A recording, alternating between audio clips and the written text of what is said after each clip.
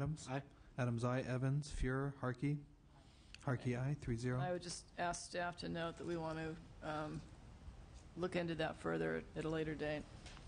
The fleet reduction, issue number 3. Madam Chair, the concern I have with this is as it relates to sort of the contrast between what we're trying to do on the CARB side and some of the amounts of money that we're trying to spend on the CARB side to try to meet spend in our respective budgets to try to meet CARB mandates, while over here we're trying to reduce it and a disproportionately smaller amount. Having said that, I just want to draw that distinction by way of trying to clarify my vote. I'm supportive of what we're trying to do here. I think that the work that's been done by the department already has been done. We can score those savings to the general fund. I think that's a good idea, but I did want to draw that contrast. But with that, I'd be happy to move item 3. Is there a second? Second. We call the roll. Buchanan. Aye. Buchanan, aye. Adams. Aye. Adams, aye. Evans, Fuhrer, Harkey. Harkey, aye. 3-0. Issue 4. I have no problems with issue 4, Madam Chair, and I'd move the item. Okay. Is there a second on issue 4? This is the Prop 42. Yes. Aye. Second. Okay. Can we call the roll? Buchanan. Aye. Buchanan, aye. Adams. Aye. Adams, aye. Evans, Fuhrer, Harkey. Harkey, aye. 3-0. Madam Chair, I'd also like to, at this time, move the addendum items to the vote only. That be the California Highway Patrol presumptive issue. I guess there is no issue assigned to it, but California Highway Patrol's request number 1 and number 2, the addendum, I'd move the items. Okay. Is there a second on that? No, we're talking about talking this about the addendum addendum. that we just received. Okay. Well, let me look at the addendum. He moved Here you the go, take one, too. this is my 1 and 2 and the one on the agenda, they're all from the same letter. But Okay. if they have issues. Or take them.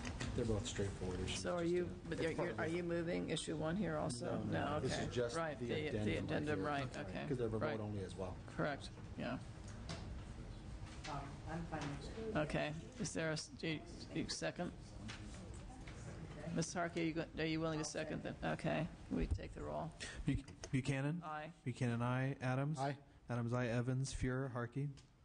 Harkey, aye. 3-0. Okay. And the last vote only we have is the capital outlay enhanced radio system tower projects for the Highway Patrol. I have no issues with that. I'd be happy to move the item. Okay. Second. Okay. We take the roll. Buchanan. Aye. Buchanan, aye. Adams. Aye. Adams, aye. Evans, Fuhrer, Harkey. Harkey, aye. 3-0. Okay. So then we'll move to the Office of Chief Information Officer items, issue number 1, the spring fiscal letters.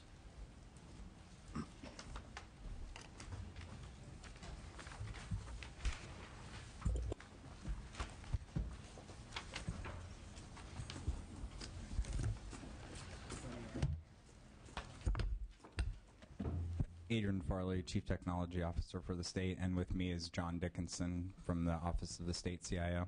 He'll be talking about the first item, and I'm here to talk about the second item. Yeah. Thank you, Madam Chair, members.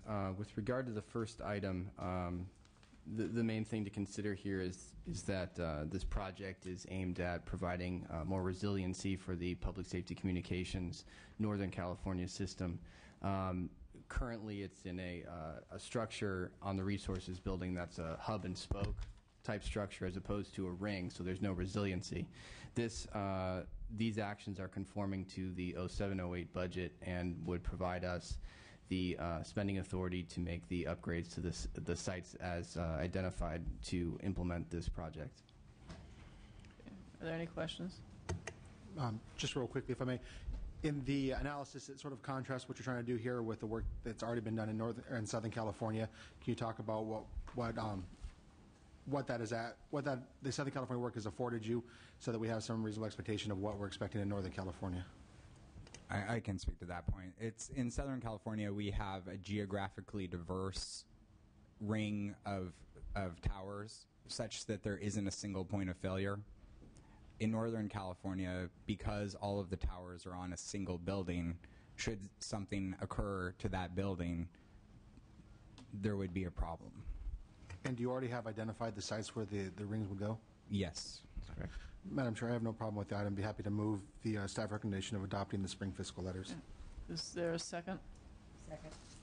We take the roll. Ms. Buchanan? Aye. Mr. Adams? Aye. Ms. Evans? Mr. Fuhrer? Ms. Harkey? Okay, we'll move to issue 2 then, the Bureau of State Audits monitoring of IT contracts. This is, we believe that this is an issue that requires further discussion amongst, and I mean, working with your staff to precisely define what outcomes the committee would like to achieve. We think oversight of IT projects and all expenditures is something that's in the best interest of the state. However, we want to work with your staff and all the other interested parties to achieve what the goal of the committee is in the most effective way. Thank you, Madam Chair. Elaine Howell, California State Auditor. I would agree with the comments that Mr. Farley made. We can certainly work with the committee and committee staff to come up with some discussion as to the extent of oversight and involvement you'd like my office to have. As I explained to the committee at the last hearing, there have been various projects that we've been involved in, but traditionally it's either been in a specific statute. For example, the Child Support Enforcement project that FTB was in charge of. We were involved up to a certain point to procurement, but we were started from the beginning and we're involved through procurement. Fiscal is a little different. We're involved in that now, attending steering committee meetings, providing reports to the legislature. The statute requires us to report at least annually to the legislature about any issues that we've identified.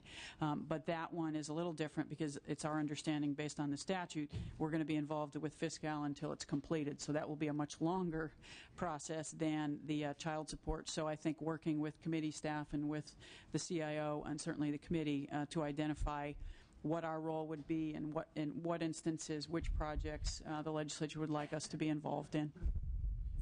The one thing I would like to add, though, is that I think we do have a concern with doing this through trailer bill language and the process being as expedited as it is, that we do feel that there is a need to speak with stakeholders extensively on what that balance will be. Excuse me. Okay. Do you have any comments? This is just a follow-up to our meeting. We were talking about the MMIS when it was clear that we needed a better framework in terms of which major IT projects should have OCIO involvement and which should have state auditor involvement. So the intent of this, and we do have some upcoming meetings scheduled, so the intent of this was at this point in time to at least have a placeholder in the budget going into conference committee. And we don't want to do this quickly. We want to do it right so that after we have those meetings and maybe have some kind of consensus, we have the ability to include that as well as funding in the budget if we move forward. I just want to add to that by way of addressing the OCIO's concern. For whatever it's worth, we have no intention of passing the budget anytime soon, so there should be plenty of time to work this out. So I wouldn't worry about that too much. But I think it's a reasonable proposal. It is just placeholder language. It doesn't hold you to account to do anything if you can't come to a consensus. And I think it's the right decision. Madam Chair, I'd be happy to move issue 2. Okay. Second. Okay. Can we take the roll? Ms. Buchanan? Aye. Mr. Adams? Aye. Ms. Evans? Mr. Fuhrer? Ms. Harkey? Thank you very much. Thank you. And now we're moving on to item 2740, the Department of Motor Vehicles.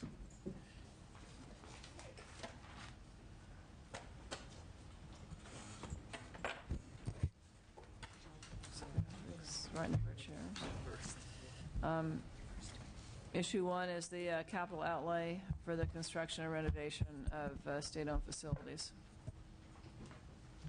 Madam Chair, members, Matt Paulin, Chief Deputy Director, DMV. I have with myself here Bill Davidson, Budget Officer. We concur with the staff recommendation on the first issue. Okay. Are there any questions?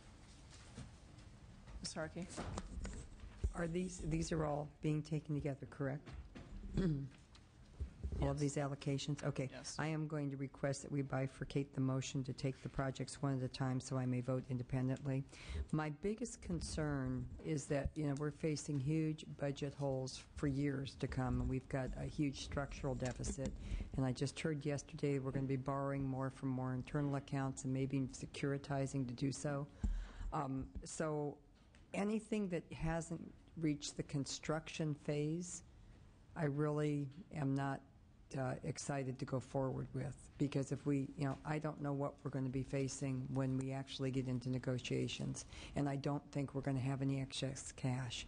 So, I know we don't. So I'm going to be bifurcating these. Not that I don't think they're worthy, but anything that's reached construction stage, go ahead with, but not the rest. Thank you. Yes, so member. Madam Chair, I'm respectfully have a different opinion in light of the fact that the dollars being requested are coming from special funds and not from the general fund. So I don't have that same concern. But in that vein, just out of courtesy to my colleague, I'd be happy to also request the bifurcation of the issues.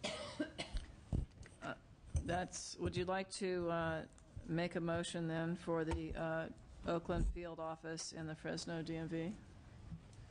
Well, Those I'd like are to the make two. the motion that we move effective. And Reading, if we are going to, I would make a motion that we would move Stockton field office, Victorville field office, San Bernardino field office. I think those are the only that are direct construction. The others are Right. working drawings and construction. Second That's that my motion. Okay. Okay, can we take roll? Buchanan? Aye. Buchanan, aye. Adams? Aye. Adams, aye. Evans? Evans, aye. Fuhrer? Harkey? Aye. Harkey, aye. 4-0. Madam Chair, I'd make a motion that we move the items concerning Oakland, Fresno, and Reading. Is there a second? And my only comment here is that since these projects hopefully will go to construction by the end of next year, that there's nothing, I don't think, that's more important than getting jobs out and getting people back to work. So while I understand your concern, since this is not with general fund money, I think it's important that we move forward. I'd just like to make a comment, if I could. We are always borrowing special funds. We've borrowed from over 700, and so that being said, I don't see these as being taken off target either. And I'm sorry to say that, but that seems to be the way the state wants to run right now. Not by my choice, but I'm not in charge. I just have to ensure that we're not spending anything or committing for something we can't complete. Thank you. Take the roll. Buchanan? Aye. Buchanan, aye. Adams? Aye. Adams, aye. Evans? Aye. Evans, aye. Fuhrer? Harkey? No. Harkey, no. 3-1. Issue number 2 is the motor vehicle account, general fund solutions. Catherine Amer, Department of Finance. These are, there's 2 items here. One is a $250 million loan to the general fund. It is a loan to be repaid. We would note that about $190 million of this is contingent upon savings in personal services associated with other proposals. The $72.2 million is a transfer to the general fund. It's non-Article 19 monies, primarily from the sale of documents. Are there any comments on this? Question. What is the, I think I know this, but what is the Article 19 money, what is that used for presently? Article 19 provides that tax revenues levied from vehicles are to be used for transportation. And so the $72 million in revenue is primarily from the sale of documents to, for example, the insurance industry. Okay, so these are transportation dollars just as well as the motor vehicle account. Right. Okay. We believe that the $72 million is not, quote, transportation dollars, and therefore does not need to be repaid. Well, the only problem I have with that is the state's been taking transportation dollars to put them towards non-transportation issues. So I'm having a problem keeping track of where all the dice are, And so I really won't be supporting this right now till we see what we're going to be having. I support local transportation. We need money. And what I'm hearing from all of my contractors is that we've cleared out the Prop 42 money, so they don't have any local transportation dollars for local contractors, and that anything else that we're getting from the AARA funds seems to be going to Caltrans and not the local contractors. So it's not helping in our districts. So wiping out their local funding and then using everything that we get in stimulus dollars for state funding is getting very, very difficult to explain back home. Thank you. Are there any other comments? Madam Chair, I move item 2. Is there a second? Call the roll. Buchanan? Aye. Buchanan, aye. Adams? Aye. Adams, aye. Evans? Evans, aye. Fuhrer? Harkey? Harkey, no. 3-1. Okay, thank you very much. We move on to the High Speed Rail Authority.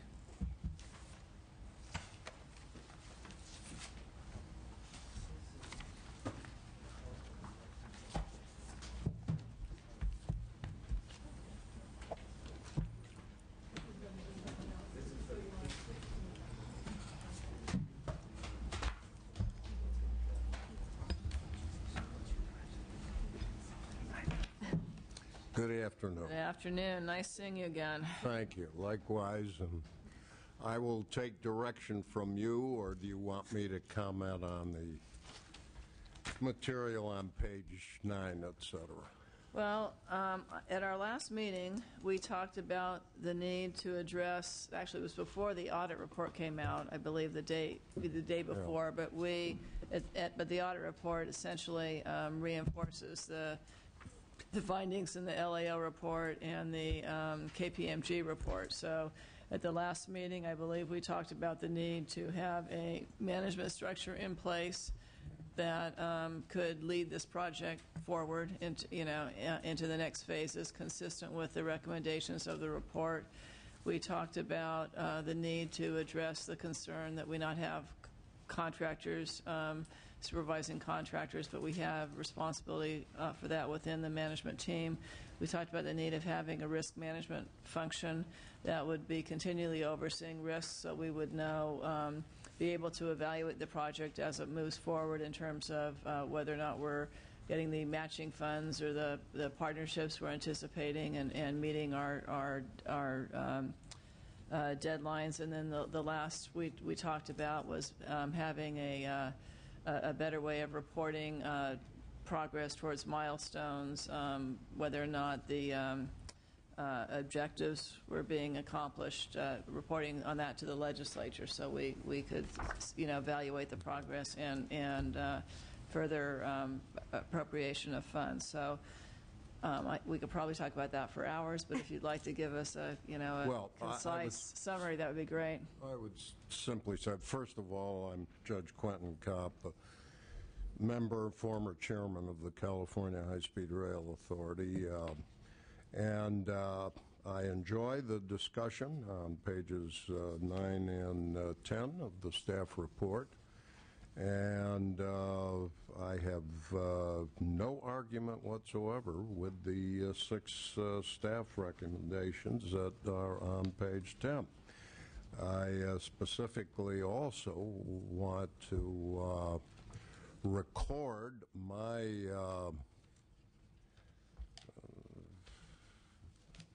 happiness with the form of Appendix A, and that form of setting out the specific, to the extent it is specific, budget information.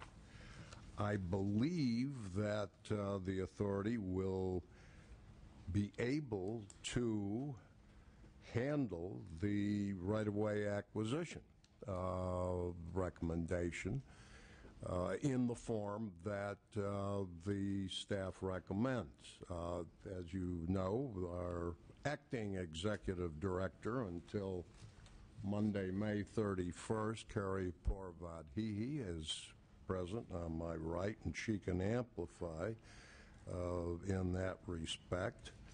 And I believe there is a recommendation of semi-annual reports, 2 reports as I recall, on achieving the benchmarks, goals, objectives that have been represented to the legislature and the public. And that's feasible. That's practical. So I will subside. Anything that you want to add? No, thank you. Okay. Are there any comments? Madam Chair, actually, I've been supportive of high-speed rail. I know that we'd like to see the process move forward. The only issue I actually take with what's going on here is staff recommendation number 6. This is one that I have a difficult time with. N6, we specifically call for $250 million to be available to the authority simply with a Joint Legislative Budget Committee notification. There doesn't appear to be any accountability beyond that. It simply just notifying the JLBC somehow seems to authorize the appropriation. And I'd like to see some other check in place, authorization from the JLBC or some other veto authority from the legislative perspective, rather than just, here, you're on notice, now give us our money kind of thing.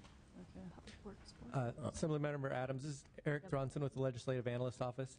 I believe that the staff's intention here is to just summarize what the intention is, but the fact is that the Senate took action on Monday, and we, Finance, the High-Speed Rail Authority, and staff are all working together to develop the budget bill language that requires 30-day approval of the JLBC, or 30-day review of the JLBC of any augmentation request. This is just a summary of what that. So just to be clear, though, you're saying review, presumptively, then they would have authority over the decision. Go ahead. The Joint Legislative Budget Committee would have authority over the decision, as I understand the Senate conclusion. Jessica D. Giambattista with the Analyst's Office. Typically, when there is a review period by the Joint Legislative Budget Committee, the authority in this case would submit their request to the Department of Finance. If the Department of Finance approved it, it would then send it to the Joint Legislative Budget Committee for concurrence. And if the JLBC thought that it was not an appropriate expenditure of funds, they could recommend that the funds not be provided. And our understanding is that typically the Department of Finance will usually always respects the wishes of JLBC. And so there is definitely an oversight role that the legislature has when it goes through the JLBC process. Thank you very much. I appreciate the long dialogue we had the last meeting about this, and it looks like we've fully encapsulated those concerns. And Madam Chair, I'd be happy to move the 6 staff recommendations. There again, I'm going to need to bifurcate some of these if I could. Okay. 3 and 4, I will move items 3 and 4. Okay. Excuse me, Madam Chair. Yes. Randy Cass, Department of Finance. I just have a technical change on Appendix A to conform to the Senate. Okay. And basically the change is one of the segments is listed as Fresno to Palmdale. It should be split into 2 segments, Fresno to Bakersfield and Bakersfield to Palmdale. Okay. One more time. Fresno to Palm? It'll be Fresno to Bakersfield and Bakersfield to Palmdale. Okay. This is just a technical correction that is being ironed out among staff right now.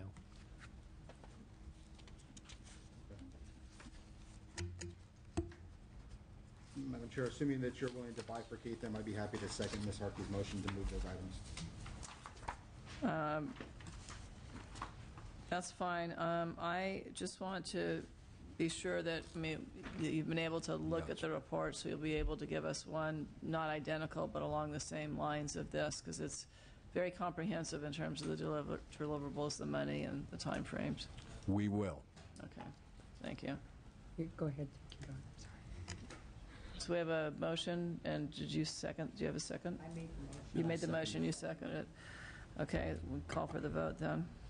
Buchanan? Aye. Buchanan, aye. Adams? Aye. Adams, aye. Evans? Evans, aye. Fuhrer? Harkey?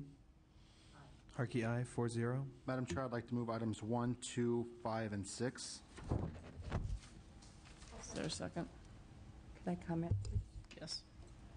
Okay, I am working with Assemblymember Galgiani on some amendments to be taken on the bill on some financial accountability to be taken up in appropriations on Friday, as well as some other items that I'm not sure will be there. So what my main concern is that we need a baseline. We don't have a baseline for the train.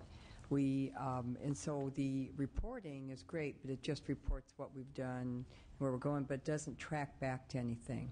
So what I am asking for as one of my amendments is that we have an investment-grade financial analysis performed by January of 2011, so that's by next year, that would allow everybody to know where we're starting and to be able to track back to that on an annual, on a quarterly, or whatever basis, whichever group is doing it. We've got some quarterly requirements in the vehicle that I believe I have with Kathleen, or Ms. Galgiani. But, you know, it just, you have to have a baseline first. You have to know where you're starting. And that's what we don't have with high-speed rail. And I think we've been in a marketing phase for years, and that's totally understandable. But now we're in a spending and funding phase with public funds, which I know that the judge understands. And so it's going to be really important that we have a baseline, that we have an investment-grade financial analysis that will tell everybody what we anticipate coming, when we anticipate it arriving,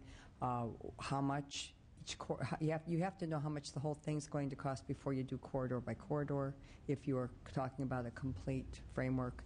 And those are the things we really need to know. We need to have a projection for, 5, 10, 15, 25, and 30 years so that we know what we're getting into and so that we have something to track back to, because this is a long-term, expensive project, and we're using public money. So that's my request, and that's why I won't be approving these things right now. Hopefully, once we get through Friday or through the Senate hearings, because I know they're working on some items, that I can go along with the program as well. So thank you.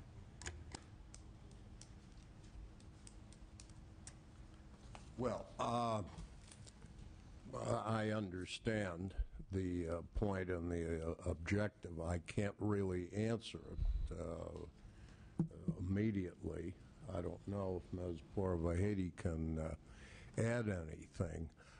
My gut feeling is that trying to accomplish that by January 1, 2011 may not be feasible, time standpoint. I would want to have the opinion and the conclusions of our financial management consultant, infrastructure management group, our new CEO who arrives next Tuesday. I don't reject it at all, and that will be my statement to my fellow board members. But you probably are ahead of me in evaluating time. Well, in the financial arena, I just want to be sure we know a starting point. Yeah. Now, there is some flexibility to the date, but there's not a whole lot if you're going to begin asking for construction dollars. Okay. So that's why the state would need some lead time to evaluate the overall plan, because I believe the construction dollars start coming in 2011, and so that's the reason. 2000. Well, that's the reason. You got to have the EIR clearance, right? And you have to do them September 30, 2011. And you've got requirements. Construction's got to start by September 30, 2012. Yeah, you've got requirements, though, that are segment by segment requirements in 2011, as I recall. I'm not an expert at this, but I've been reviewing and trying to figure out what we need and when. And so if you're going to have the segment analysis done, you certainly need to have the entire thing done before you start breaking it down. It's kind of like doing a general plan for a city and then doing specific plans for areas. So that's what I'm saying. We need our general plan for using a land use term. Thank you. Okay. My comments would be this. Clearly, if we pass and have approved legislation requiring a baseline, that should be part of I believe, of the semi-annual reporting back to the legislature in terms of, it should be part of this report, what the baseline is, because we're going to measure against those milestones. I would also hope that as part of the report.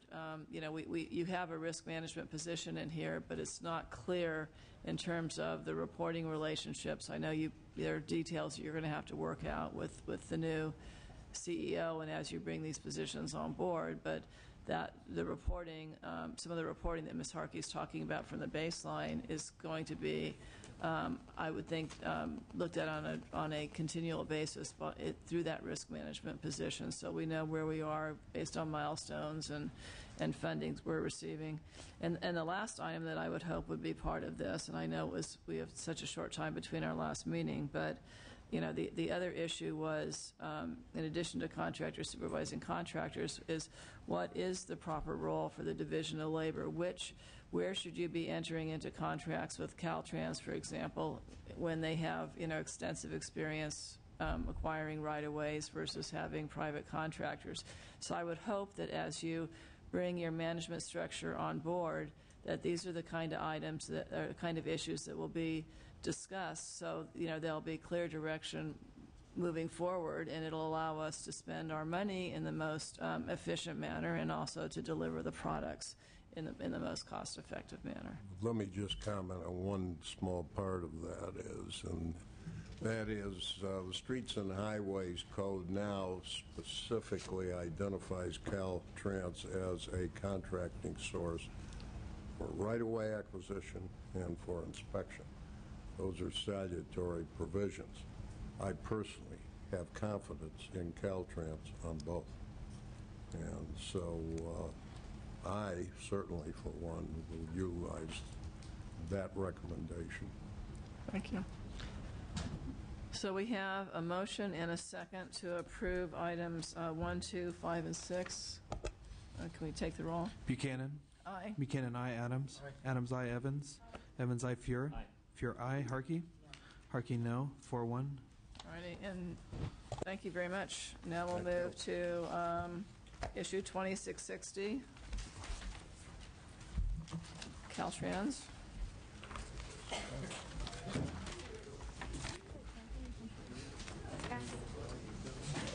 We're not going to do any of the content. Wasn't all in there? No. No.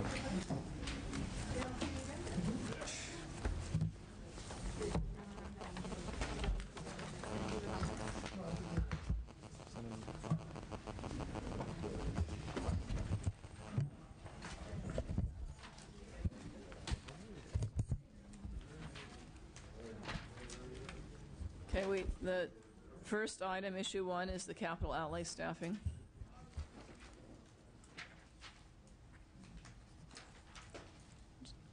Do you want to give us a brief overview, I guess? Yes, Cindy McKim, Chief Deputy Director at Caltrans.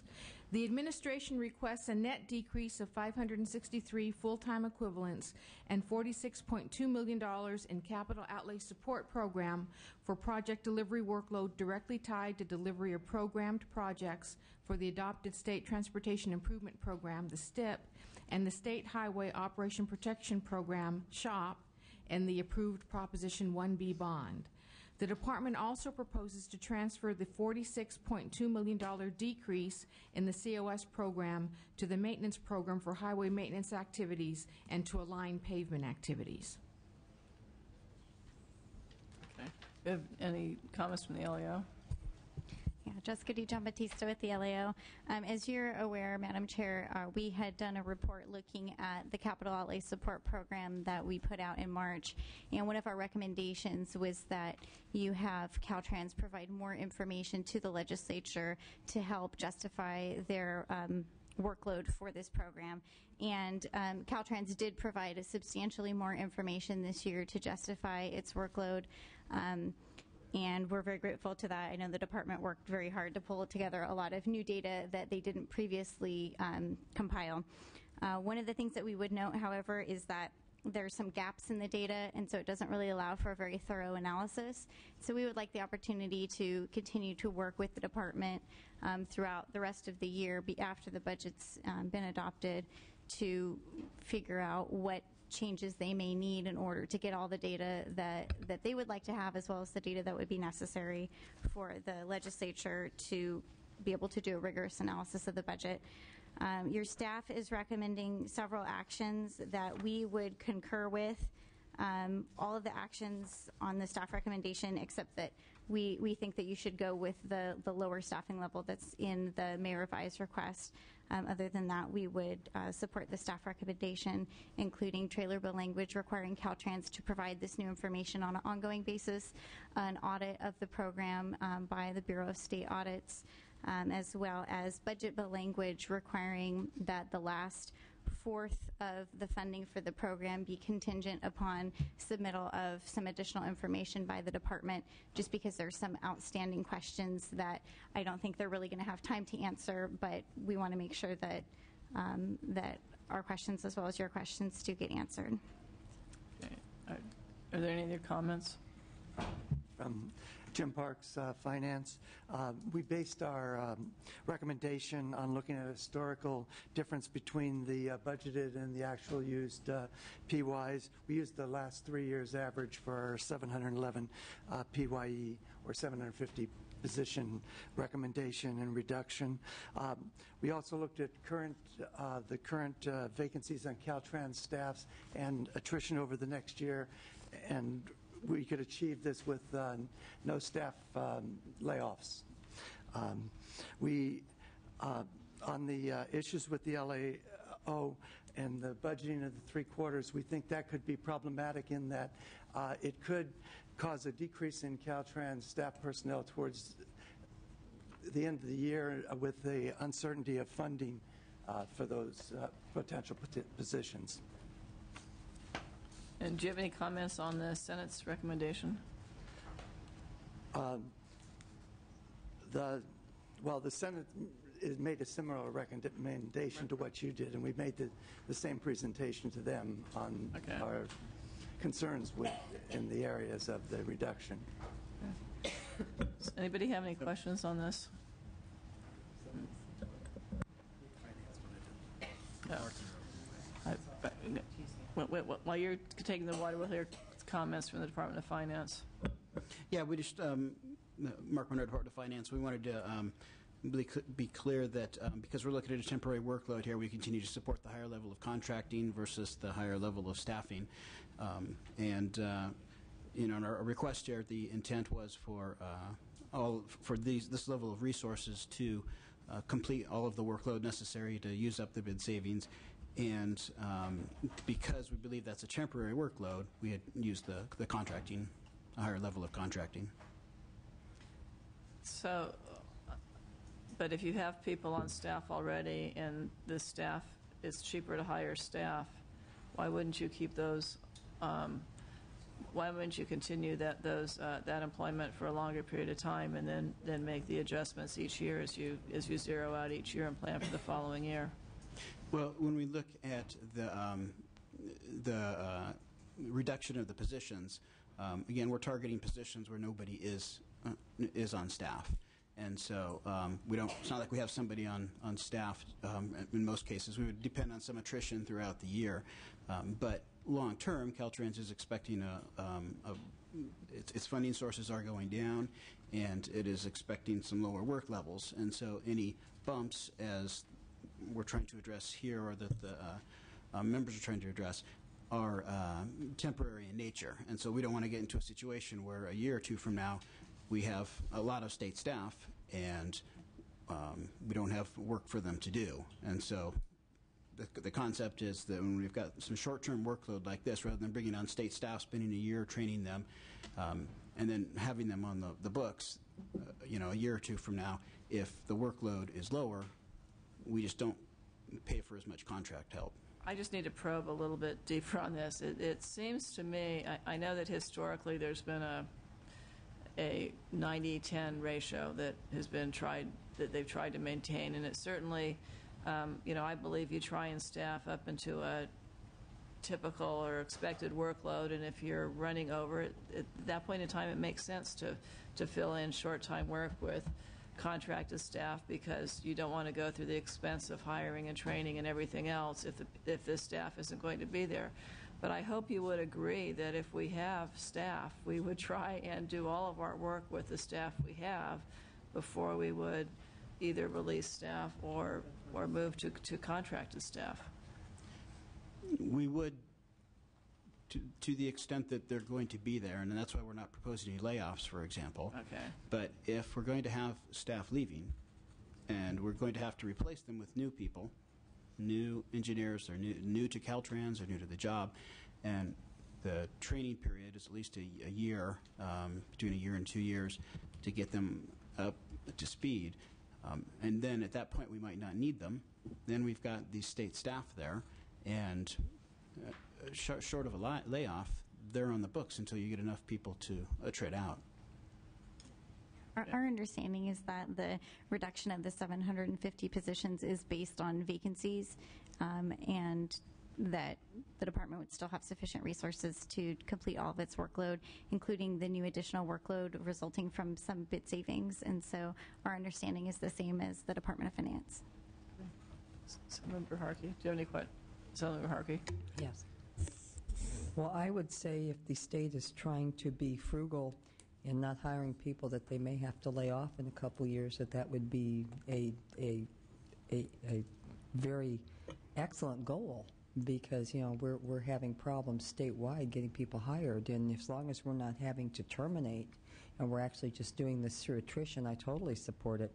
A lot of these, I believe the gentleman said, the Department of Finance, they said that they were temporary short-term spots, and you don't really want to hire for that. If you've got a little bit of a peak, you hire, you could bring somebody in. It's a lot easier than, as he said, to train and to put them on payroll, and then you've got a layoff situation, which we have seen in the state how the furloughs go. Just can you imagine we start laying off?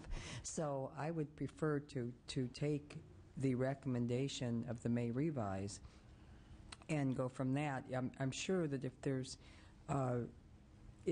there's any need to increase somewhere down the line, somebody will be here to us. They always have been. But if we're not laying anybody off, we're not terminating anybody. This is attrition, and we have some temporary peaks that we need to fill immediately. I'm all for the May revise. Thank you. Member Adams. Madam Chair, I share those sentiments as well, and I want to just build on a little bit. One of the reasons I think that it would be prudent for the committee to move forward with the staff recommendations, barring the one exception, and that is to adopt the May revised proposal for the staffing, is that Mr. Perez's, or Speaker Perez's, words are still ringing true in my ears from yesterday, where his press conference, where he made it clear that we want to try to create more opportunities for private sector jobs, and that we want to build more jobs, and to the degree that we can do that without having to lay off teachers or public safety workers or our civil service staff. That was his desired goal. The only justification there appears to be here to change these staffing levels to go to a traditional 90-10 approach. The only justification appears to be the presumption that we're spending $113,000 on one and $200,000+ on the other. I would argue that is largely a function of whose numbers you believe in terms of the analysis, but I don't think it's beyond question to suggest to you that even if that's true, that's only on the basis of a short-term responsibility. The longer-term pension obligation we have to permanent staff members is infinitely more expensive, and I think it's not prudent in light of the fact that we have, the governor calling for massive pension reforms, while we may not be at a place that he is with respect to them. It's, I think, unarguable that is a crisis looming. To that end, I think it is really a prudent course of action to adopt staff recommendations, with the one exception, and to adopt of the contractors and adopt the May revised proposal in that one regard.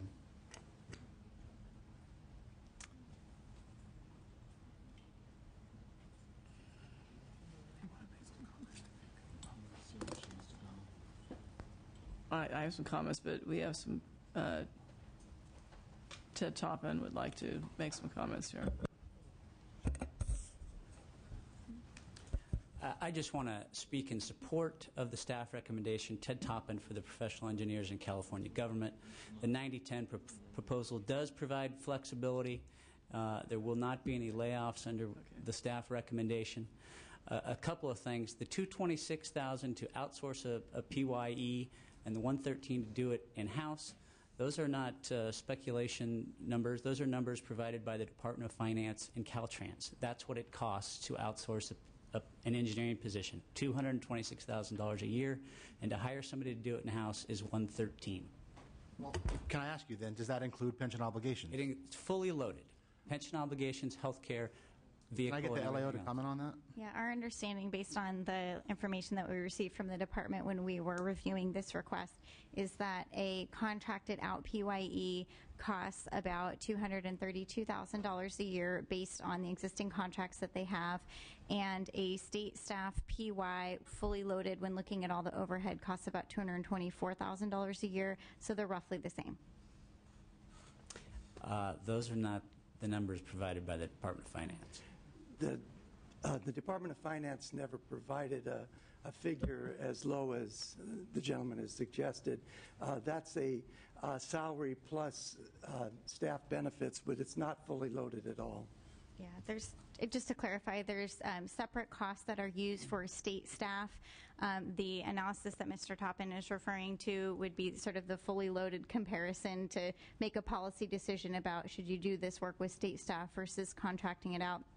For purposes of budgeting for the program, because the overhead for the department is budgeted separately, where the Department of Finance will budget for just the cost of the salary and benefits, which is roughly $118,000 per state staff, but that doesn't include all of the overhead, which would be included. So if you're looking for apples to apples comparison, I think the 224 number, and Ms. McKim is nodding here, is more of an accurate comparison. But for budgeting purposes, we do use a different number.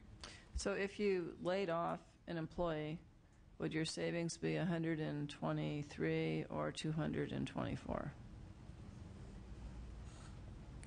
It would be 113, because what they're talking about is loading the entire indirect costs of the department onto the state engineer, and that's not appropriate. If you're going to eliminate a PY, it will be at the 113 rate and not at the 224 fully loaded rate, which includes everything, including the director's power bill. I understand what the issue is, because having been a school board member and gone through 5 rounds of budget cuts, when we're going to lay off a teacher, we take a look at the most junior teacher and we lay them off, but we don't save the cost of principals and utilities and everything else, because we still have to keep the schools open. And so if we choose to do the work with engineers, adding that cost of that one engineer is $113,000 compared to adding the cost of one contracted employee, which is $226,000. So from that point of view, if you're talking about your impact on the budget, it's a very different impact than taking a look at a budget when you're spreading all your costs over all your employees. So where I am on this is that there's been a long-respected ratio. That's, my understanding, was negotiated between both, we have the private and the public sector, and I can see where from one year to the next, it may not hit exactly on that 90-10. But I think to the extent we can have our employees do the work, we should. We have a situation where when you take a look at workforce numbers, and I looked at them today in my Accountability Administrative Review Committee, we have a significant percentage of our workforce, not just in Caltrans, engineers and others, that are going to be retiring. So if you bring someone on to do it and it takes time, then you also have employees who are going to be feeding into that, so you can maintain that high level you have over time. So to a certain extent, Caltrans has to go through its management to take a look at those numbers to make sure we have, on an ongoing basis, the staff we need to get the jobs out the door year to year, and we have to have a way to meet those peak times, that temporary work we've all agreed with, with some contracting. My issue with this, frankly, is that if we follow the Senate's recommendation, what I would like to see Caltrans come back to us with, probably like the 1st of September, is I want to know what projects we're going to identify and get out the door next year, so we're creating jobs. In other words, what can we expect if we transfer this money over and capture the savings and save the 200 jobs? What can we have a list of projects that can be put out in bid, and can we put a priority on those projects that are going to get out fastest and create the most jobs? Can I just get a point of clarification, Madam Chair? I understand your argument as it relates to a layoff, but my understanding is that this is exactly the opposite. We would potentially be having to hire people on to Caltrans in order to restore a 90-10 ratio.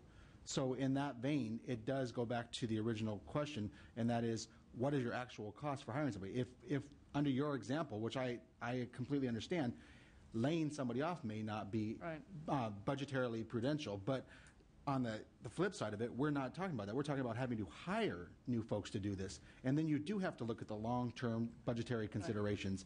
And because that's what's being proposed here, is hiring new people on the state side rather than allowing private contractors to do the work, I think you do have to be more realistic about the long-term costs. And to that end, I think it is prudent to consider adopting the May revised numbers.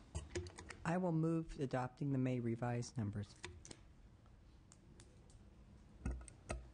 Thank you, Madam Chair. Keith Dunn, American Council of Engineering Companies. I just wanted to clarify that the 90-10 split that's been used here in the building is purely political and arbitrary, and there is not any negotiation. In fact, the private sector would disagree. We're the only state in the union that has that number. Most other states have a much healthier private sector involvement in the delivery of their transportation program. That said, we support a healthy Caltrans. We need a healthy Caltrans. We work in partnership with Caltrans. They're our clients often. We do business with them regularly, and we want them to be healthy. We do agree that one-time money is best served with one-time employees where you can let them go at the end, and we don't want to have to deal with the layoffs, so we support the May revise. Thank you. Thank you. I think we have more comments.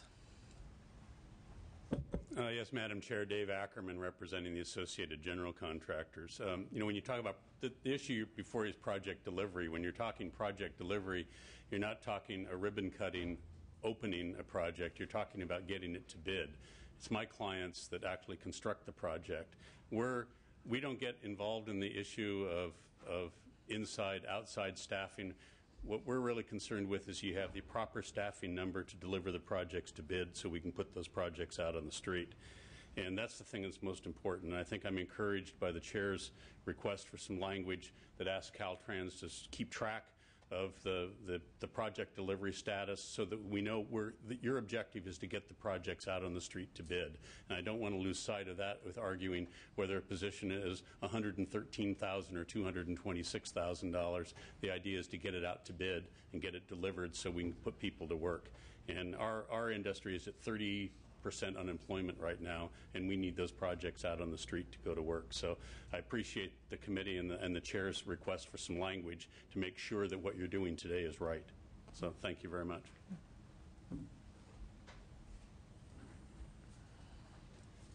Stephanie Burry with SCIU Local 1000, and we represent many of the employees at Caltrans, including folks who answer the phones, who work at the IT department. And included in that 790 are people who do all kinds of things at Caltrans. It's not just engineers. These are people who answer the phones. There's all kinds of people. So when you're talking about 790, you're not just talking about people who make $100,000 a year. You're talking about people who make $20,000 a year. So this proposal, it's a good thing to ask about. We support the staff proposal. We think it's a good idea to get people to work on projects that are actually going to bring money back into the economy. You should look at what kind of jobs those are going to be and which kinds of positions those are to make sure that they're the right mix so that we can get those jobs out and that they're the right kind of positions too. Madam Chair, there's been a motion to move the staff recommendations with the one exception, and that is the adoption of the May revise as it relates to the staffing. And with that, I'd second that motion. Okay. We take the roll. Buchanan? No. Buchanan, no. Adams? Aye. Adams, aye. Evans? Fuhrer? No. Fear no. Harkey? Harkey, aye. 2-2.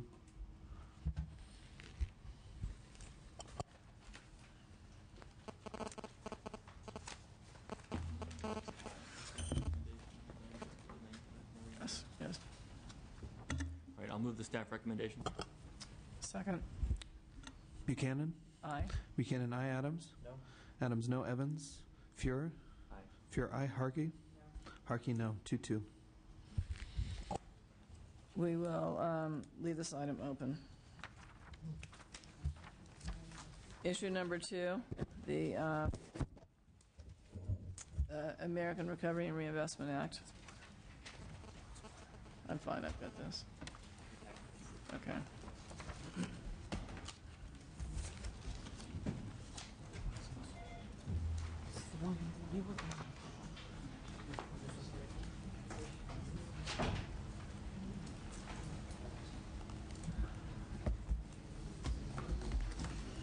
Was there a question on this? I don't know, but I thought we were going to handle it because isn't the issue that it's coming in late? No. This is the part of funding. You're thinking of the Prop 1A high-speed rail.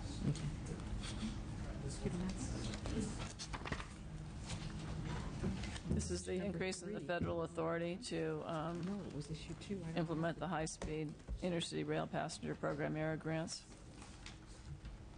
The Department of Transportation requests an increase in federal expenditure authority as a result of notification of an imminent award of $100,200,000 by the Federal Railroad Administration in American Recovery and Reinvestment Act grant funding under the high-speed intercity passenger rail program.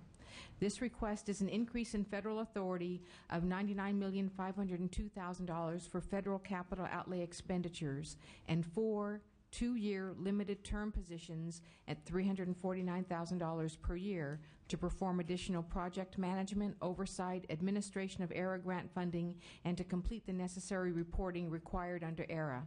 Grant agreements with the FRA are anticipated to be executed by late June 2010. Are there any comments on this item? Madam Chair, I move the item. Is there? Okay. We take roll. Buchanan? Aye. Buchanan, aye. Adams? Adams, aye. Evans? Evans, aye. Fuhrer? Harkey? Harkey, aye. 4-0.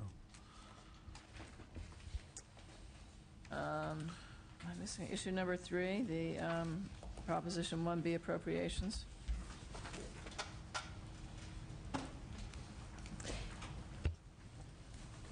The governor's January budget proposed $4 billion in new appropriations for Proposition 1B, $3.3 billion of which was for the department's budget.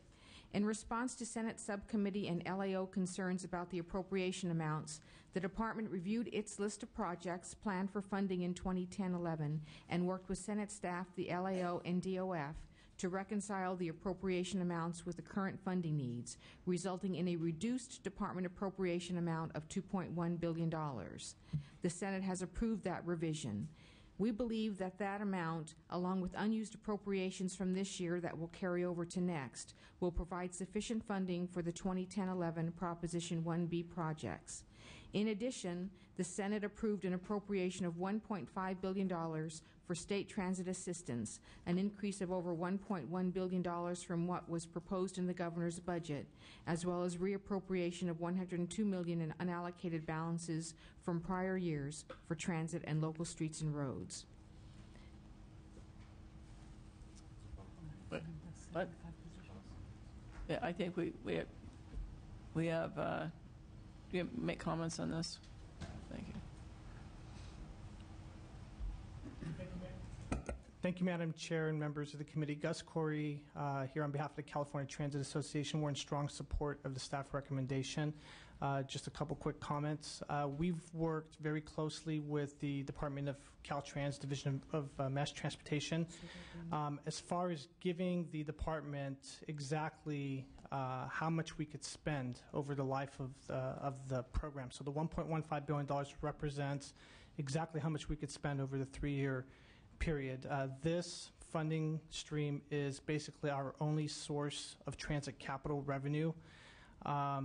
This action also basically would appropriate the money. We need help with the actual allocation, but this is an important first step in making the funds available so that we can go out to market, acquire the funds, and actually proceed with construction or acquire rolling stock.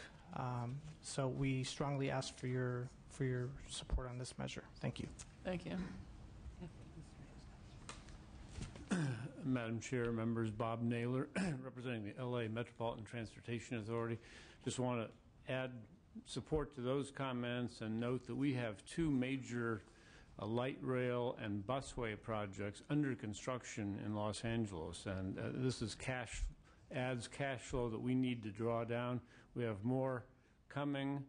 That's what's happening statewide, is a lot of projects have been in design and environmental since Prop 1B passed, and now we have jobs to go on the street. Thank you, Madam Chair and members of the committee. Andrew Antwi here today on behalf of LAMTA and the City of Los Angeles. The staff analysis correctly points out that with respect to the transit category of 1B funding, it's different than the other categories in that it's defined shares. And so for planning purposes, the transit agencies get some predictability by an appropriation at this level to figure out exactly what they have to build. And within the City of Los Angeles, there are major transit projects underway, including a downtown connector. So we support that level of an appropriation. And we like to work with the department to ensure that enough money becomes available after the appropriation happens. For the City of Los Angeles, too, there's a 1B category with respect to synchronizing traffic lights, which there's a very ambitious program happening within the city to do citywide synchronization. So we support the appropriation for that, too, and the augmentation there. We support it. Thank you. Thank you. Madam Chair, members of the committee, Deanne Baker, representing the California State Association of Counties, also here in support, and in particular the reappropriation of the local streets and roads piece, which will provide cities and counties with our remaining allocation out of that $2 billion pot. We need another year because we were only given a year, and then because of the state's situation and not their inability to enter the bond market, we were not able to submit project lists to Department of Finance until April, even though you appropriated in the last budget. That, combined with the HUDA and Prop 42 deferrals that cities and counties are experiencing, suggests we need this additional time. So thank you for your support. Madam Chair, I'd move the item as staff recommendation to conform our language to the Senate actions. Second. You take roll. Buchanan. Aye. Buchanan, aye. Adams. Aye. Adams, aye. Evans. Aye. Evans, aye. Fuhrer. Harkey. Harkey, aye. 4-0. Okay, let's go. Issue 4, air quality mandates. The department requests a one-time increase of $57,256,000 in operating expenses from the state highway account to comply with various federal, state, and local air quality control mandates. This request will fund the mandated replacement and retrofit of 526 vehicles. Specifically, 361 vehicles will be replaced and 165 will be retrofitted. This will help the department achieve compliance of the mandates adopted by the California Air Resources Board, South Coast Air Quality Management District, and the United States Environmental Protection Agency for fiscal year 2010-11. So, Member Adams, do you have any comments? Nope. I'd just offer a courtesy motion so the chair doesn't have to. Go ahead. I believe we just took some money away, and now I think on one of our first items, and now we're spending it on retrofit. I just find this really difficult in this time that we can't put some of these projects on hold that aren't absolutely necessary. I mean, we've had people up here picketing and carrying on at the Capitol because they're not getting funding, but we're retrofitting things, that vehicles, 435 vehicles. I think that it would be really nice if we could have kind of a moratorium on this type of thing till we get our act together. So I will not be supporting this right now. Thank you.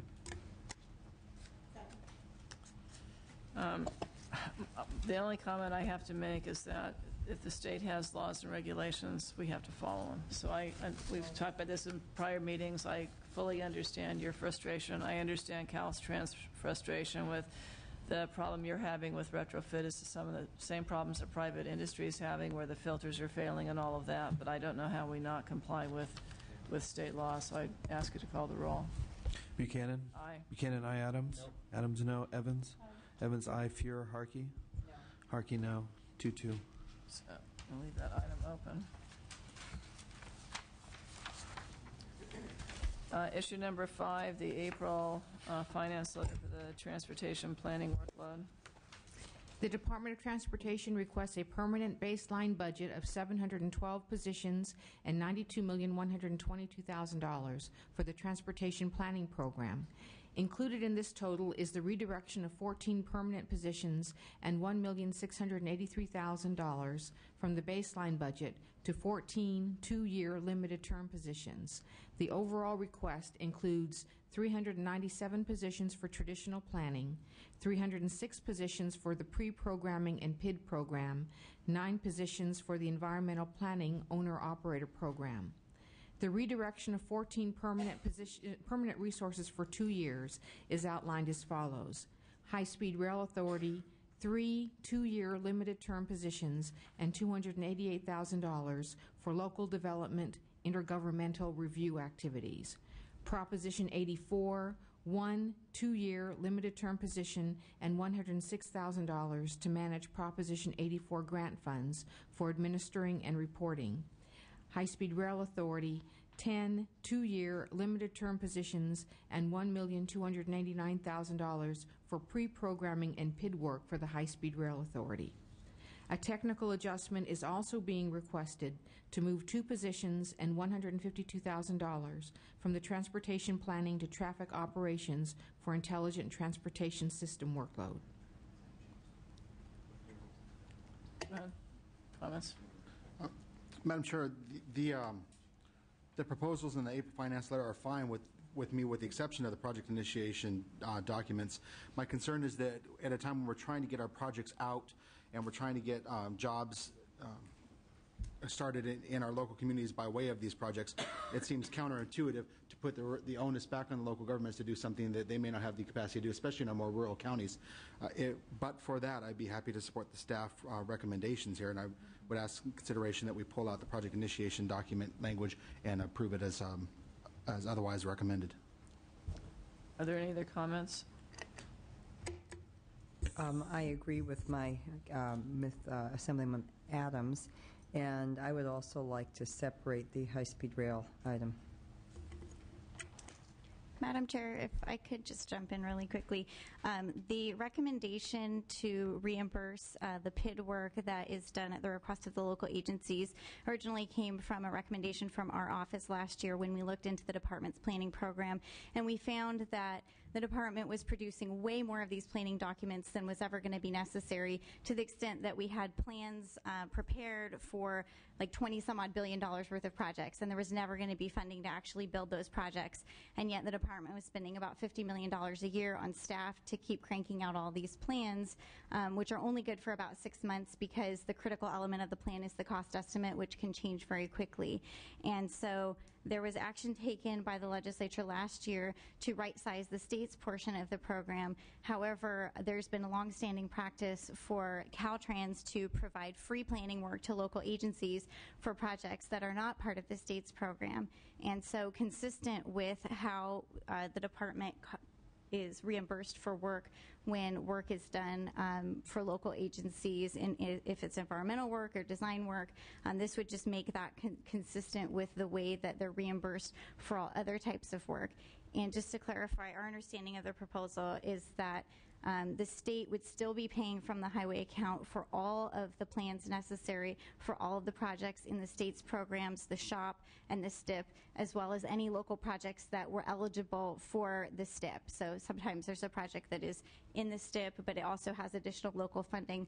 The PIDs for those projects would all be paid for from the state, And on top of that, there's sufficient additional resources for the state to even develop a shelf or extra plans in case a project falls through.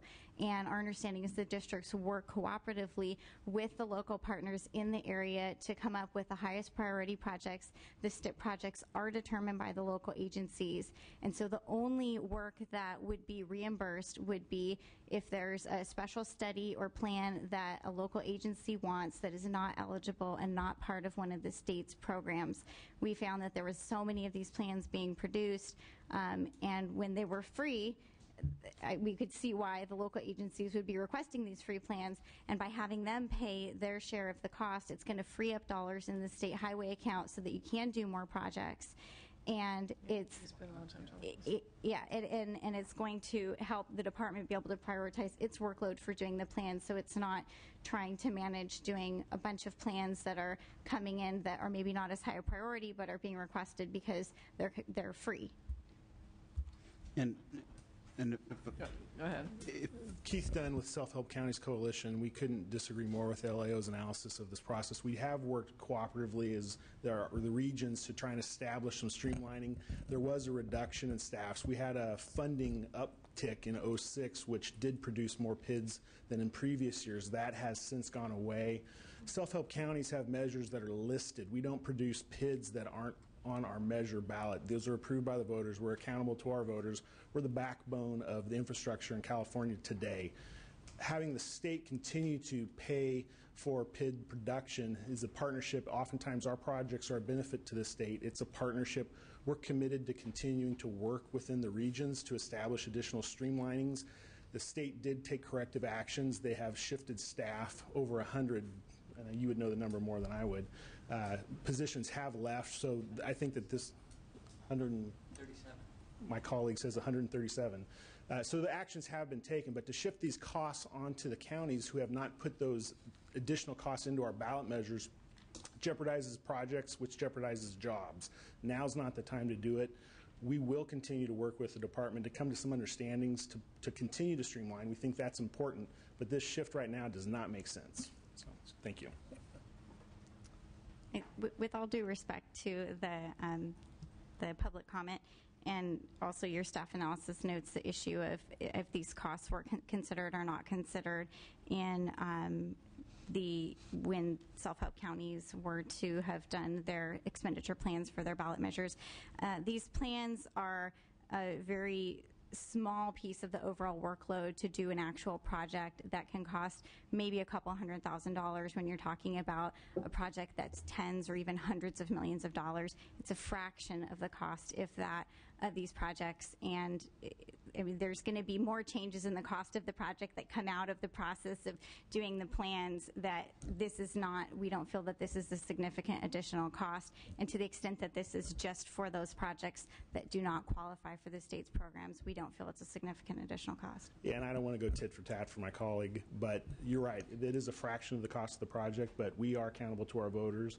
We take that very seriously. They were not accounted for. The state has a role in this process, and they need to continue. So.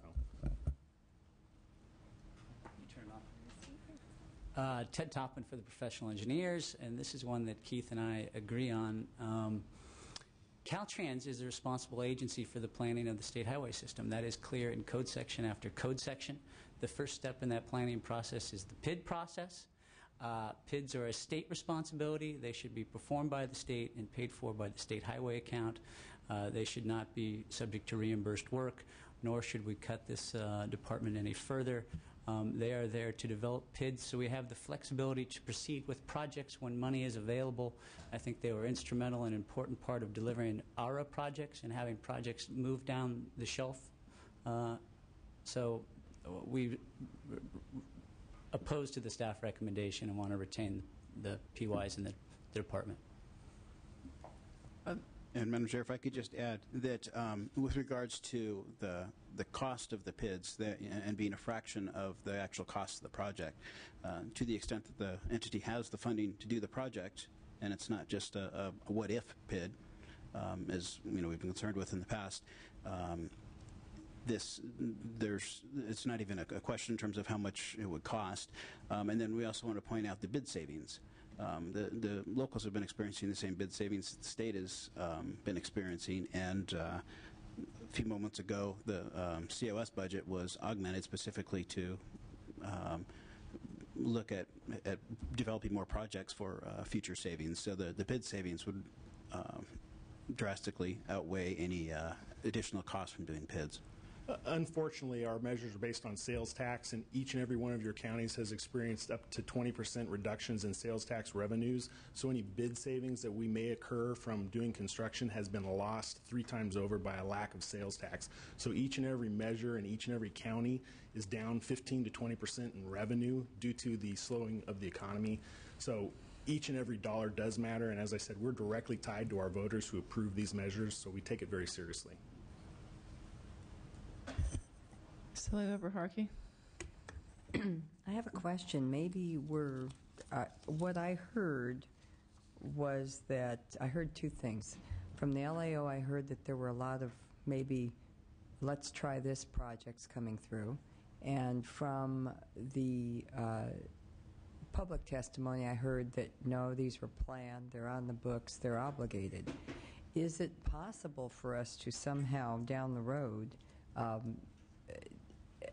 ensure that the only ones that the only projects that are qualified for the PID from the state are the real projects, the true dollar projects?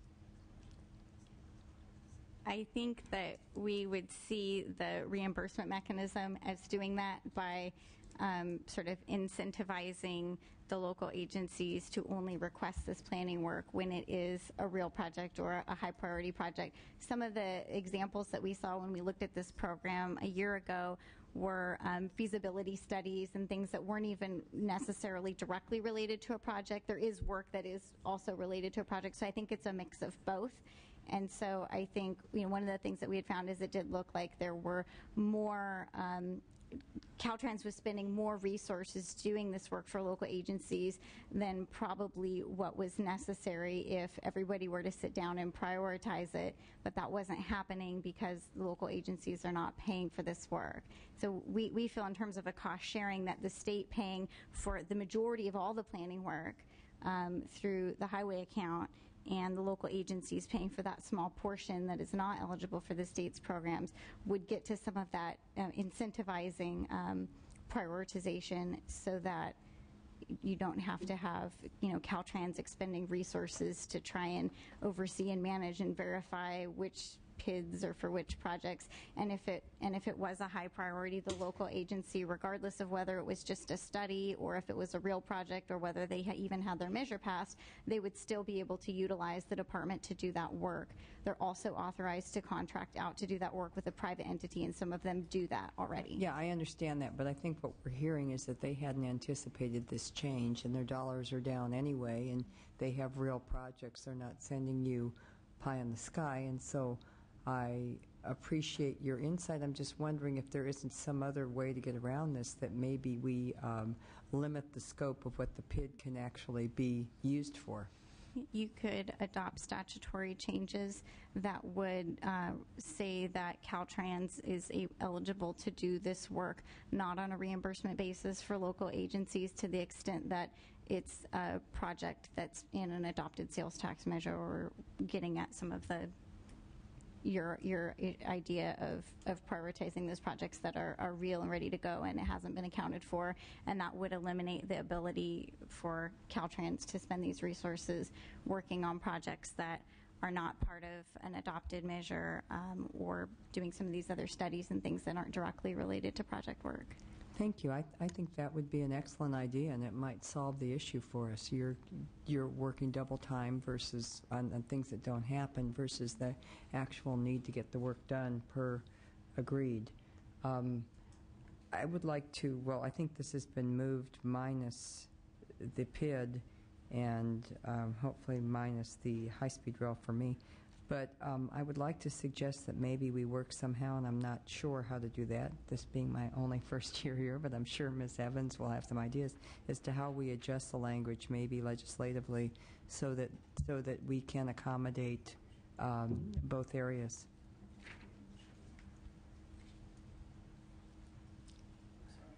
So I'm not. I want to work with you later, is what I'm telling you in plain English.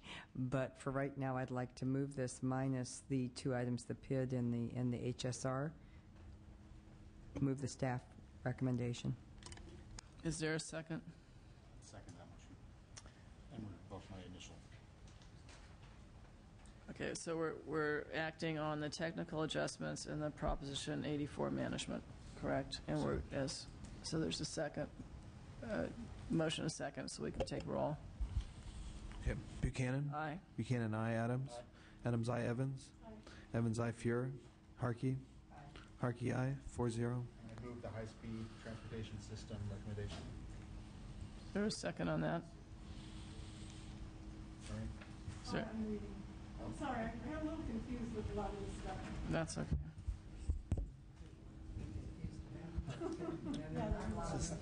Don't have the LAO make a comment on that. Okay, and so Member Harkey, do you have any questions, comments on this? This is the one you wanted separated. I just am not comfortable moving anything till I have amendments that show I'm going to get a plan, like I said. Thank you. Okay. Are there any comments by staff on these? Okay, let's take the roll. Buchanan? Aye. Buchanan, aye. Adams? Aye. Adams, aye. Evans? Aye. Evans, aye. Fuhrer? Harkey? Harkey, no. 3-1. So to clarify, the remainder would be what we would be working on? The last item that we haven't taken action on is the project initiation documents. Right. And based on the Senate action and comments, I think whatever we do, that's probably headed to conference committee. But what I wanted to clarify was Ms. Harkey's comments. This Right. was the area you were worried about that needed further work. Right. That's correct. I'd like to work. I'm not sure how to bring this forward in this forum, but I would like to work such that we eliminate the frivolous PIDs, for lack of a better term, and that those that are on local propositions going to be match funded, where this is part of the locals' understanding that the state, that Caltrans will in fact do this, perform this function. I'd like to keep those in. So I'd like to fund those, but I'd like to be sure that we listen to the LAO's explanation that there's a lot of items that really come through that they're just working on, and the shelf life is only good for 6 months. So if Caltrans is doing all this work on projects that aren't really going to happen, it's a waste of their time and a waste of our money.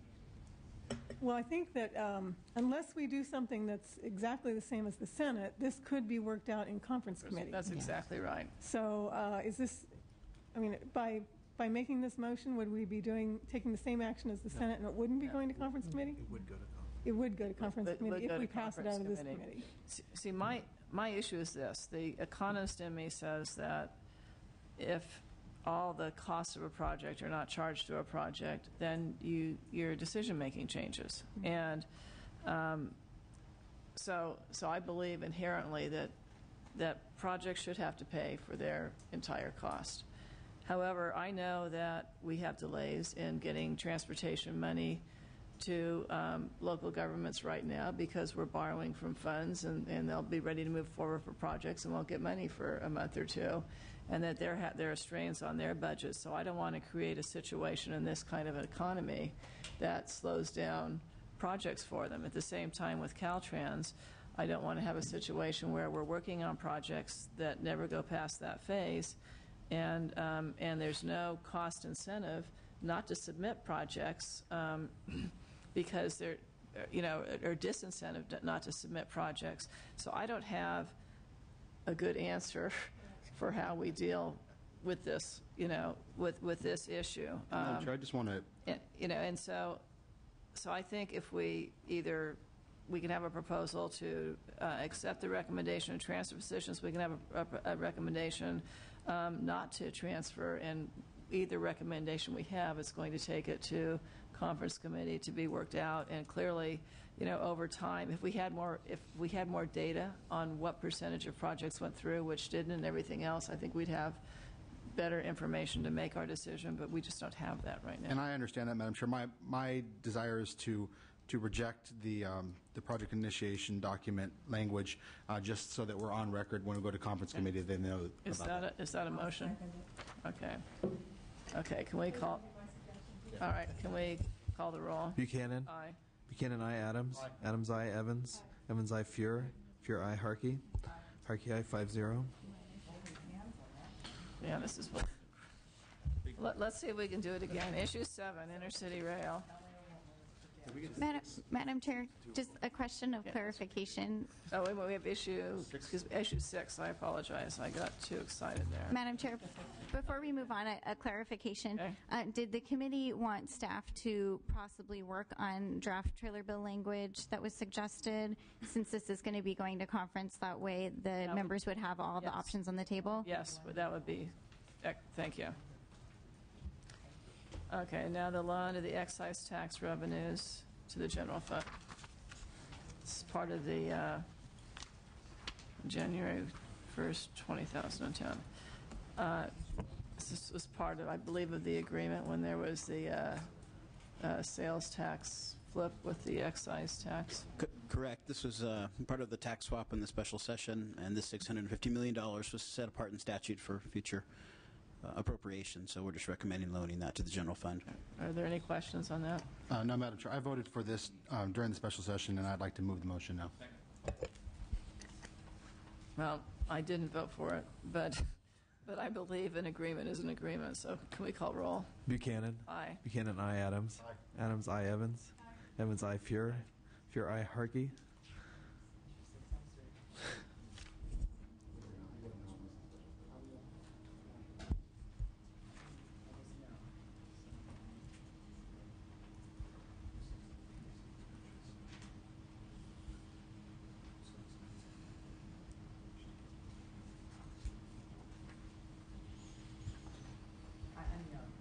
Harkey, no. Okay. 4-1. Issue 7, the Prop 1A funding for intercity rail. Yes, ma'am. When you're familiar with in terms of the high-speed rail bonds, $950 million is set aside for intercity rail and for local transit feeders. The agenda here asks why the administration did not put anything into the governor's budget. Two reasons. Mechanically, the report to the CTC, who administers these non-high-speed rail funds, was not due till April, and so it was the information was not available at the time. And secondly, more broadly, with regards to the high-speed rail funding, we want to. There is a concern that we spend money prematurely, and these funds were intended to be feeder funds. And when we've got a project that we're not yet certain which parts are going to be built, when, where the stations would be located, there is a concern that we go out and start spending these funds for feeder that were initially intended for feeder lines before there's really a line to feed, and when it's not clear yet that the projects would actually serve that purpose. Madam Chair, I'd just like to say that AB 3034, which defines how these funds can be spent, is very prescriptive and clear, and this just follows what the bond measure allows. It doesn't. There isn't latitude to change, and so the money is going to go to the feeder systems the way AB 3034 defined, regardless of whether high-speed rail gets built or not. So I think that it's an appropriate thing to do. Well, I apologize. Madam Chair, I'd just like to move the staff recommendation that we adopt and conform to Senate action. Right. Is there a second? Is there any other comment? I'm sorry. It's okay. I apologize to everyone, but my pages are all askew because they're not put together in a binder for me, and I will correct that, and I've got notes all over them. And then I've got a confusion down here because I've got something else that it's not in order, so I apologize. Do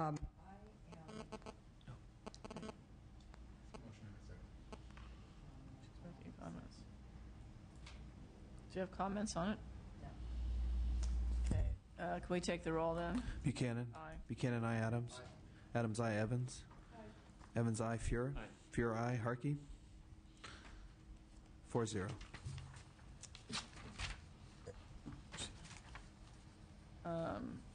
We have a couple items that are open, and then we, Issue 5. issue 5. Did we not take issue 5? Take up issue. Right. Yeah, we just did the funding for Inner City Rail. We need to do the extension of multiple transportation. Okay, I apologize, issue 5. We did the, It's actually misnumbered. okay, I got it.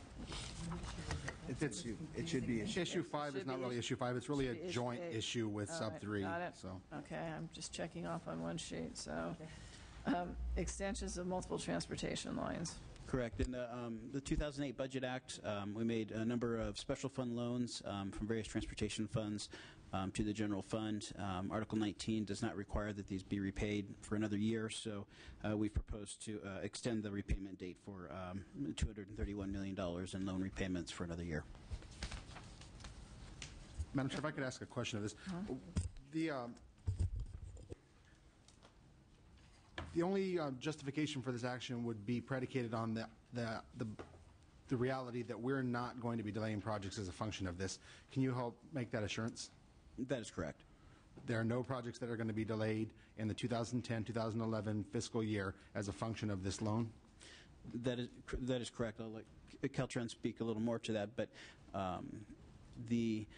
under current law, Caltrans has the authority to do short-term loans, cash flow loans between several of its transportation funds, the SHA, the PTA, TCRF, and so to the extent that on any given month they might need money, they can go ahead and do that, but it is not the intent that this would slow down any projects. I appreciate Finance's perspective. If Caltrans could just affirm that, that would be helpful.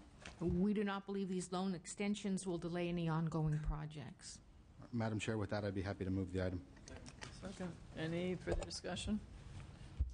Take the roll. Buchanan? Aye. Buchanan, aye. Adams? Aye. Adams, aye. Evans? Evans, aye. Fuhr? Aye. Fuhr, aye. Harkey? Harkey, no. 4-1. Okay, we have a couple items that are open, and then we can add on after that. Under the Department of Transportation, we have issue 1, the May revision proposal. Motions? Sure. The first motion was to adopt the staff recommendation with the change to replace the staff recommended numbers with the governor's budget reduction numbers. The current vote is 2-2 with the chair voting no. Absent members, Evans. I'm sorry, page 19 of the Caltrans capital outlay support item. Oh, this is the one I just brought up. Oh, right we're here. doing, those are the ones that we can add on, I think. Well, these are the ones I have that are open still. Right. Sorry, my bad. Sorry. My error. That's okay. We want to take the open items first, I believe. Yeah. The first issue is vote only, item number 1 on page 3. It is the May revision proposal for the Department of Transportation Caltrans, the master agreement. Has it been moved? It's been moved. The current vote is 2-1, and 2-1 chair voting aye. Absent members, Evans. Aye. Evans, aye. Fuhr. Aye. Fuhr, aye. The next is we're just doing the ones that are. Right, I just do the open ones first, and then we can go back and add on after. The next is under the Department of Transportation, 2660 is issue 1, the capital outlay staffing. Right, and this is where the first motion was to adopt a staff recommendation with the change that you would substitute the recommended staffing numbers with the governor's reduction numbers. The current vote is 2-2 with the chair voting no. Absent members, Evans. No, we switched back to the vote only count. Which page are we on? We're on page 19 of the agenda. I'm sorry. Still not on that well, so we got to watch it. That's okay. The chair voted no. Chair voted no. Okay, Evans no. Fuhr? You already voted no. Oh. You already voted no. Okay, I didn't you're right. know again. Right. That's right. That motion fails. The next motion was to approve the staff recommendation with the addition of budget bill language to require Caltrans to prioritize projects by constructability and return to us in September with information on which projects will go forward. Current vote is 2-2. Chair voting aye. Absent member Evans. Aye. Evans aye. That motion passes 3-2. No, now we can add on. No, we have issue, I still have issue 4 that's open. Issue 4, air quality mandates. The motion was to approve the staff recommendation. This is page 24 of the agenda. And the motion was to approve the staff recommendation to approve as budgeted with the budget bill language cited in the agenda. The current vote is 2-2 with the chair voting aye. Absent member Fuhr? Aye. Fuhr, aye. 3-2. That issue is adopted.